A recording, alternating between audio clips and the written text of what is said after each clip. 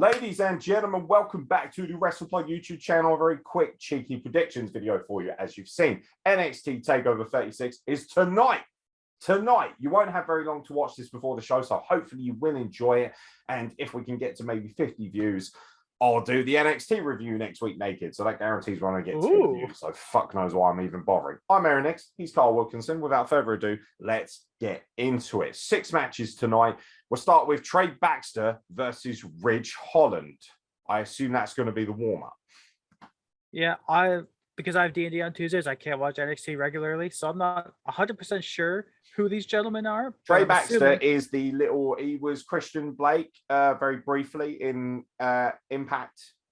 I think it was Christian Blake, you know, the little guy with the beard, the really crazy flipping one. And Ridge Holland is the huge guy who's with Pete Dunne and Oney Lorcan. Oh, I think Ridge Holland's probably going to win then because he's a big guy and the little one's probably going to get murdered. Yeah, exactly. And of course, NXT going forward will be all about meaty hosses and no more dirty little midgets. Karrion Kross defends. Now, the reason I'm starting with this is because, frankly, there are 2 other matches I care about so much more. Karrion Kross defends his title against Samoa Joe. Samoa Joe steps back into the ring for what seems like an eternity. I think it's been well over a year since he had a match. This will be for the NXT Championship. I mean, I'm excited for this. They're gonna, big meaty hoss battle. I mean, I could see Joe winning this because Kross has been on the main roster losing to Jeff Hardy. So yeah, I didn't even pick one for the other one because it's so obvious that Ridge Holland's going to murder Trey Baxter. By the way, Ridge Holland will be facing Timothy Thatcher this week on NXT. Oh boy. Suit you, sir. Suit you. Yeah, I think Joe wins the title here because I've noticed that Kross is now part of Raw, and I think they want to shift Raw, Kross's attention over to Raw. Hopefully he's going to bring Scarlett with him at some point because without him, I just don't care enough about him. And that's a shame because I think Kross could be a potential megastar. But I think Joe wins here. I think this is going to be an awesome match. And to be honest, I'm just going to have a massive erection over the fact I get to see Samoa Joe wrestle again on the correct brand. I don't think anywhere suits Joe better than NXT. LA Knight defends the $1 Million Championship against Cameron Grimes. If Cameron Grimes loses, Cameron Grimes, either way, I believe, will no longer be the butler after this match. If Cameron Grimes, however, loses, Ted DiBiase will now serve as LA Knight's butler. I mean, I think we got to go with Grimes on this one. I think it's kind of gone a little too long one way. We got to flip it the other because Grimes is fantastic. Yeah, so Grimes and LA Knight are both amazing, but I almost feel like them facing each other is ruining their chances to be stars elsewhere. It's like, get out of the way, get separated and go and do your own thing so you can both be mega stars. That's how it feels to me anyway. Yeah, I'm going with Grimes on this one. I'm going with Grimes. I can't wait to see that, to the moon with the $1 Million Championship. The NXT United Kingdom Championship will be, it'll be on the line as Volta defends against Ilya Dragunov.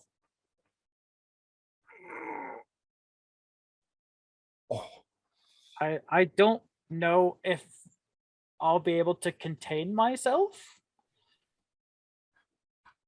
because somebody's going to die, and even if he dies, he might still win. This is going to be the match of the century, mate. Have you seen the first one from NXT? Yeah. I saw what was left of Dragunov.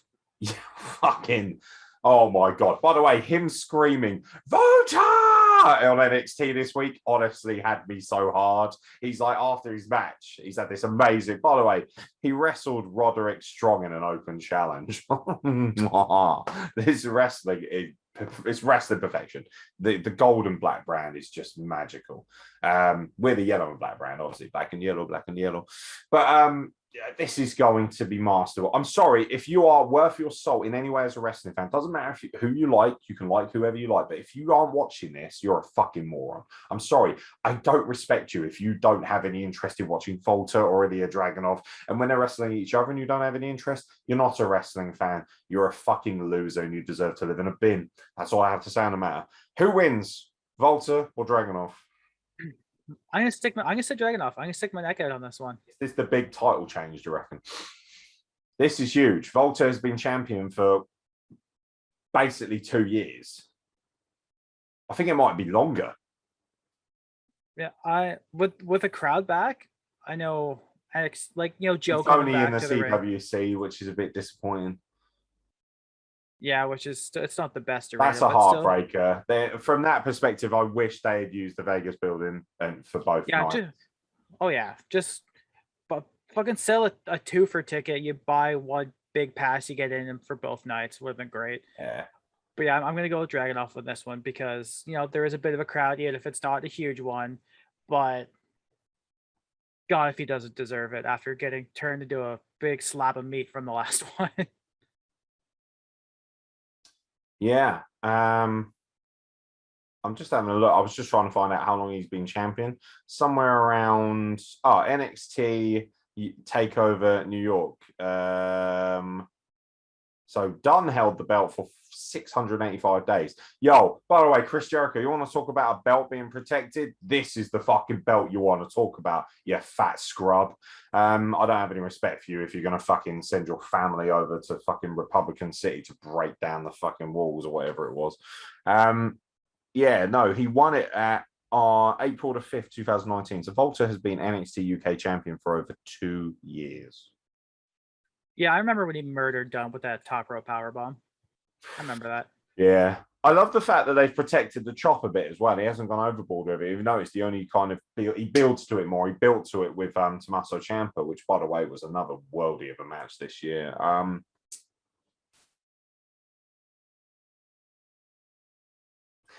If Dragunov wins, I think it's because Volta will finally be working more on the North American circuit. But I think Volta retains because I have it on good authority. He does not want to work in North America long term.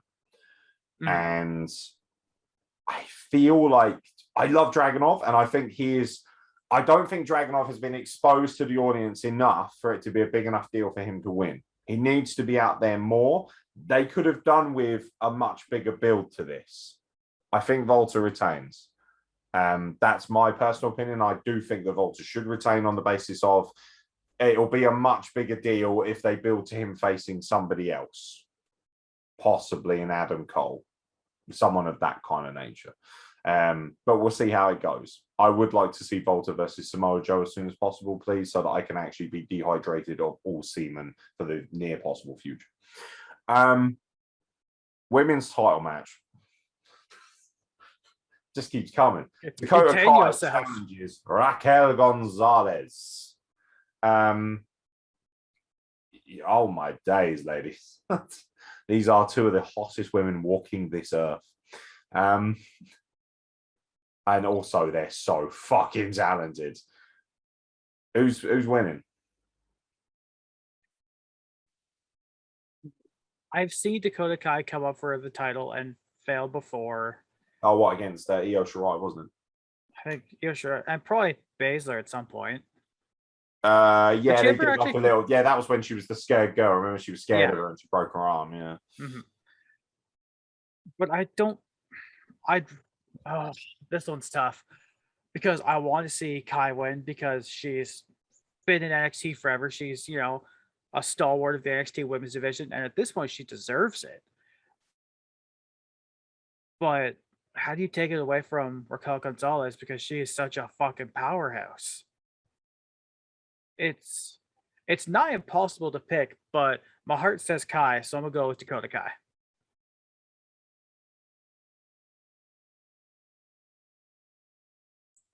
Sorry about that. I was trying to get my Alexa to work. I won't bother editing it out because nobody cares. I think Dakota Kai wins. I've got an inkling. I'm going for upsets here. Joe's going to dethrone Cross. I think Volta retains, although most people think if they're going to change the belt, now will be the time. And I'm going to go with Dakota Kai to win the championship. I think she needs it. I think if she loses, she'll be perennially a mid-card NXT women's wrestler. I don't want that for Dakota Kai because, man, I've got it so bad for her. It's unreal. The first is so strong with this one. And by all accounts, apparently not my type. It's understandable. I'm not her type, excuse me. But yeah, that's neither here nor there. I just feel like Kai has to win. And also, Raquel Gonzalez could probably do with being called up to the main roster. I think they've got enough women. By the way, starting to finally use Gigi Dolin and my lord. The quality of the women out on NXT is insane. Insane. I'm not just talking about how fit they are. I'm talking about how good they are. They're all so good. There's not one of them where I look and think, God, she sucks. You know, they're all great. Dakota Kai. I'm going to stick my neck out and say Dakota Kai. I'm not sure what the fuck is going to be the main event here. All of these could be the main event. This is crazy. But what really stands out as the main event, I suppose, just because of the sheer magnitude of their match, is Kyle O'Reilly versus Adam Cole 3. 2 out of 3 falls match. The first match will be traditional wrestling, as Wikipedia has called it, which is very, very generous. The second fall will be a street fight. And if necessary, a steel cage. Now, this is clearly a 3 stages of hell. They just don't want to call it that because they'll get in trouble because they're so sensitive these days. Kyle O'Reilly or Adam Cole, who in the undisputed end to the Undisputed Era rivalries, who wins and ends this storied historical rivalry? I'm going with my spirit animal here. Kyle O'Reilly, 2-1. Adam Cole. Sorry. Adam Cole, baby! Yeah, I like it. Adam Cole. Adam Cole, for me, is the most complete wrestler in the world. His promos are undeniably world-class. His wrestling style is undeniably magical. I hate saying this. I fucking hate saying this. And I despise myself for saying this. But I wish he was a bigger guy. I wish he was just a little bit more jacked and about 4 inches taller, because he would be the biggest star in the history of wrestling for the rest of time. And he should still be anyway. But Vince McMahon is looking at him like, ha, small. Adam Cole to finally put the seal on this. I feel like he needs it a little bit more. Well, Kyle O'Reilly needs it from the aspect of, I worry about Kyle O'Reilly. Without an Adam Cole rivalry and being by himself and without the Undisputed Era, I don't think he's anything more than very good 205 Live guy in WWE's eyes. Especially with Bobby Fish gone. Yeah, exactly. I think if you had maybe had Bobby Fish interfere in this match for some reason, do you know what would have been the perfect ending, actually? Kind of a double swerve. Adam Cole loses because Bobby Fish gets involved. Adam Cole goes off to the main roster, doesn't see the Undisputed Era again. Fish and O'Reilly become Red Dragon and become the naughty, nasty heel tag team. Have a nice little run, maybe dethrone MSK, then move on to the main roster later down the line. Maybe you could bring back Undisputed Era again. Roderick Strong could then hook up with him again. That would have personally been my thing. I think that they have missed out massively by not having the Undisputed Era attack the main roster. I think that's a big, big loss. Do you remember when they had to bring in a lot of NXT guys because of the Saudi fuck up with the travel? They Yep. The Undisputed Era got a massive, massive response. Yeah, we got Adam Cole and Daniel Bryan in the main event of SmackDown. That was saucy, is what that was. I need to go back and watch that because I feel like I've forgotten, and that's not a good thing.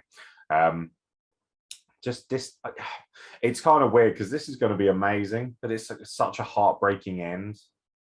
There will be no more O'Reilly Cole rivalry. There will be no more Undisputed Era. Nothing, not even a whiff of what they used to be. It will all be gone, and there'll be no Bobby Fish. And Roderick Strong will be guy waiting for a cruiserweight title match. It's kind of heartbreaking. Do you think this is the end of NXT as we know it? Yeah. This is like their big swan song. This is why they've gone all out with this card, because this is the end. Yeah, like we've all heard the reports about, Vince, no more vanilla midgets. So it's that if this is, the last dance, because for some reason I'm on a real basketball kick and I don't understand why. I've never liked it before. That's also because AEW is calling CM Punk's return the first dance. Get it? So cheeky. Fucking Christ. But if this is their last dance, they're putting their best foot forward. Yeah. In some ways, NXT isn't dead. I think that's a ridiculous term. But I do think that this is definitely the last kind of format that we'll see in this way. And I think going forward, they're going to look to change it. So there you go, ladies and gentlemen. There are your predictions for NXT Takeover 36. Let us know in the comments below what you think. Yeah, but until then, we will catch you very soon for more content. Myself, Aeron and Kyle Wilkinson on the Wrestle Plug.